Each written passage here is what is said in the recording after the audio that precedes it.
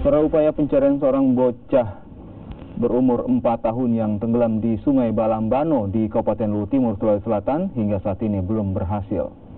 Korban diketahui tenggelam lantaran terpeleset saat hendak mengambil sendalnya yang jatuh di sungai. Tim gabungan Basarnas dan pegawai PT Vale dibantu warga setempat melakukan penyisiran di Sungai Balambano menggunakan perahu karet dan speedboat. Namun upaya pencarian yang dilakukan belum membuahkan hasil. Korban yang merupakan anak yatim ini diketahui mengikuti teman-temannya pergi memancing ikan di pinggir Sungai Balambano. Namun korban terpeleset saat mengambil sendalnya yang jatuh di sungai.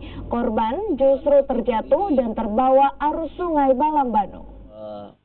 Mengikut teman-temannya yang sudah usia yang sudah 15-an tahun untuk melakukan pemancingan, tetapi pada saat itu sebenarnya belum layak anak tersebut, hanya karena mau mengikut sehingga menurut informasi